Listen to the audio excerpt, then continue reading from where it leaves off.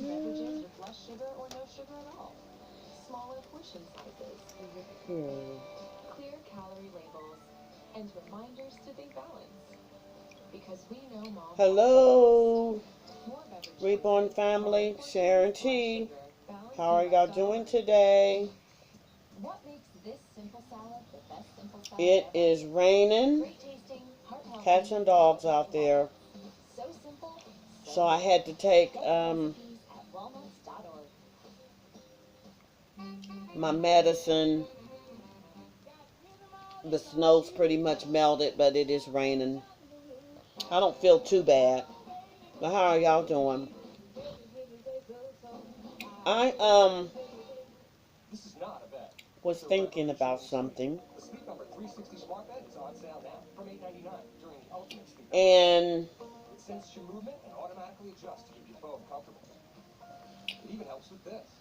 my topic of today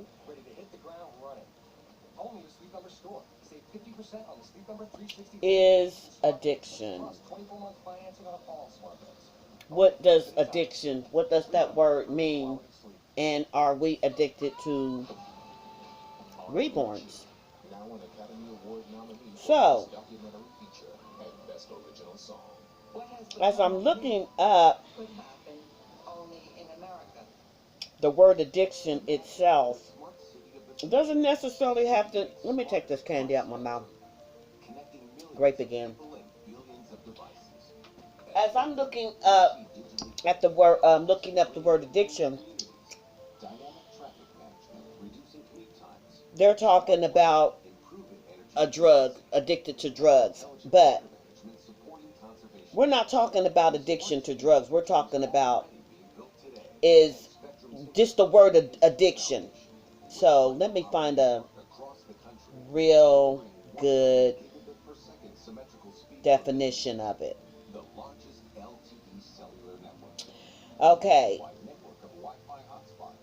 It means, it's a noun, it's the fact or condition of being addicted to a particular substance, thing, or activity.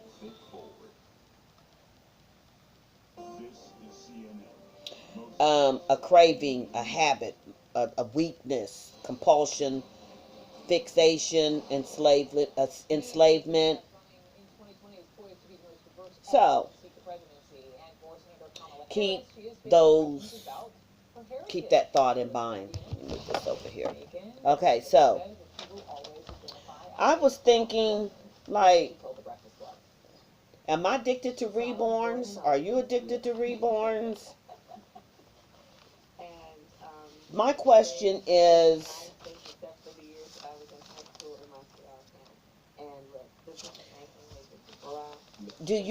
are you addicted to reborns because you like painting them?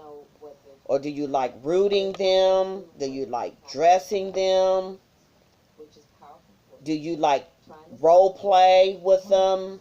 Do you like showing off your dolls?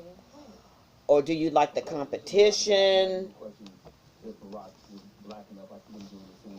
Then, on the flip side of this, okay, is it an epidemic? Because reborns, it is like widespread.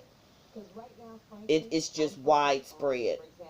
Which, sometimes, when I think about reborns, and when I be in one of my little silly moods or whatever, and I just think of a role play with them and use it as a joke, to make people laugh and things like that. But when you just really, really, really, really think about reborns, like, why do you have to have more than 3? You know what I mean? Like me, I have, 7 and 1 in the making, 8. And then I have some kids in totes that I haven't even touched yet. And I live in a 1-bedroom apartment. Why do I keep making these dolls? I can't tell you. I have no absolute reason why I keep wanting to make dolls, and I don't even have the room for it. I don't really interact with them, just with the exception of, I have to change their clothes, and I got a problem doing that. But why do I keep making them? And I'm not the only one that I'm sure that there that some people have so many reborns in their house, and we just keep getting more and more and more. Why do you have them? Do you want to sell some to make some money off of them? Or flip them? How was she at handling that criticism? Because that's going to keep coming up. It's crazy. Yeah, and that came up in this interview before. So I got to thinking about it, and I keep telling myself, Was she right to take on this role as a prosecutor in a I'm not making any more. I'm not buying no more kits. And then they just keep coming out with these cute kits. And I know good and well I don't have the room for them. But I just keep buying them. Do y'all do that? I'm sure you do. But can you honestly answer the question why you keep doing it? Or some, like the ideal of holding them and rocking them, but you can only do one at a time. So you just need that one doll. But we have to have multiple dolls. Why is that? Then, my other question is, why do some people find them creepy? Why? Is it because you've seen them, or that's a two-part question? Or why do some feel, no, we can separate that one. Let's just say, why do, not me, but why do people find dolls creepy? Why? Some are afraid of them. You need to be afraid of the living, not something that can't breathe, something that can't harm you. Be afraid of those. But why are people afraid of dolls? Or why do some people say dolls have souls? That's because they're looking at these demonic movies, and they really believe that. I do believe that demons can attach themselves to objects because of rituals and things like that.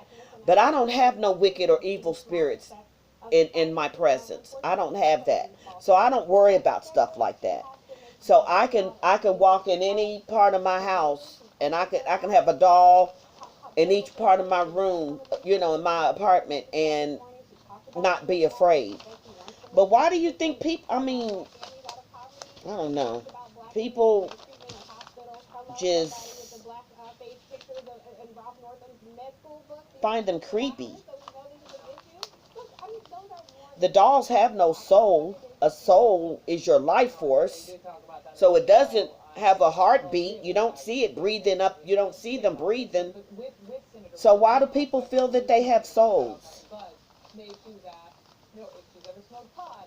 That's just my thought for today. Oh, and why do you collect them? Why do we collect them?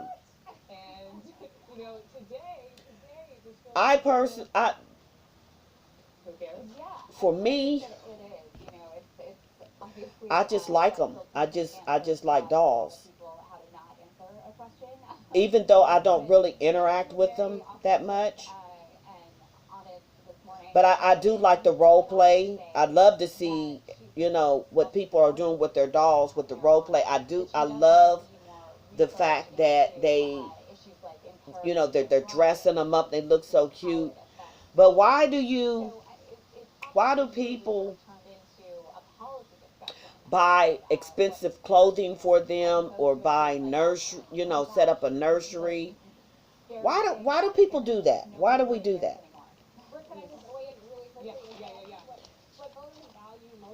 Just just random thoughts. I told you Sharon T is a thinker, and I just want to know. Those are just questions. Comment below. Okay, so shout outs. Who is going to be my shout out today? Okay, let me mark this while I'm thinking about it. Okay, we're going to do Jacqueline's baby doll daycare. Hey, Jackie. Amanda Carlton. Hi, Amanda.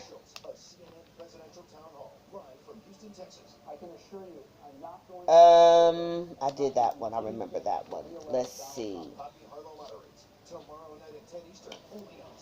I don't have you marked, but I'm Joy's reborns. Hi, Joy. Hi, baby. My honey baby sugar doll. And let's see. Bev Wooten. Hi, Bev. And also, okay, that's it. Also, I want to thank my new supporters. I picked up some new ones, I see. Thank you and welcome to my channel. You will find that Sharon T is serious, she is silly, and she's sweet. Aren't I? But I love each and every one of you. Okay, so some call me Sharon T, some call me Miss Sharon T, some calls me Mama T, whatever you want to call me, as long as it's not a bad name, I'll take it, because you have your reason why you call me what you call me. So don't be surprised if I ask you why you call me that. I'm going to pretty much have my own ideals why you call me that, but I just like to see if I'm right, because I'm generally a good judge of character. Okay, down to business. What's for Din Din? Yesterday, because I had a breakfast food, I had pancakes and bacon yesterday for dinner. Today, I don't know what I want. I don't know what y'all cooking. And the reason why I ask what's for Din Din, because y'all may come up with something, and I'm like, you know what? It's some things that I done forgot about because it's just me now and I don't get to cook like I used to. And I just like to know, because I miss cooking. I really, really do. But, when you're cooking for yourself, it's just little small portions. It's not a spread. And I just like to, I kind of miss that part of being a mother when you cook for your family. But now that my kids are all grown and they're all, they have families of their own, so they're cooking for their family. And I don't, two of my children I am estranged from. And I don't want to get into all of that, but I'm estranged from them. Due to their lack of respect. When I said that I don't tolerate disrespect, I mean that. I mean that. And if you think that you're going to, and they're disrespectful, let's just put it that way. And I'd rather not have anything to do with them than to, that's just how serious it is with me. So enough of them. But I miss cooking, you know a spread, for a family. So I don't get to do that often. Even like, if I'm invited over to my son and my daughter-in-law's house, and I'll ask them what dish do you want me to bring? That's just a side dish. Or sometimes I may, there's certain things that me and his wife we definitely like, and I'm like, okay, I'll throw us a dinner together of our favorite foods, and I may have them over. I enjoy that, because then I really get to show my skills and new skills, new recipes that I want to show them. So I do love recipes. Then, okay, now my youngest daughter, like when she was here, she's a good cook. She would do the cooking, and she would cook so much food, and I would be like, I can't eat all of this, and I'm like, we don't need to be cooking all this food because it's going to go to waste. So, and then I have a thing, like leftovers. I'll do leftover spaghetti. There's not too many leftover foods that I will eat, but I will do leftover spaghetti. Is good. It tastes better. But I'm not a big leftover fan. So I guess that's why I asked y'all, what are y'all cooking? You know.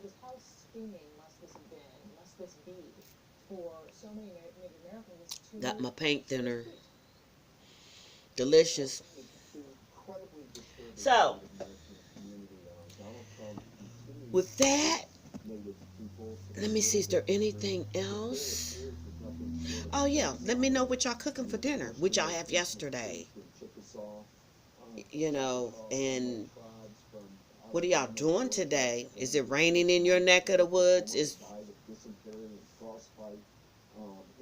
Rain gives, it's like a sedative to me, but I stay up late, so I woke up late, so I'm wide awake, and actually I probably still would have been asleep, but the pain, um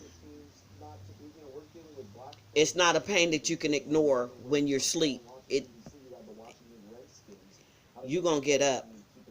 That's it lets you know, and that's what kind of woke me up today. I think I got up about what, 1, but like I went to bed like about 4 or 5 o'clock in the morning.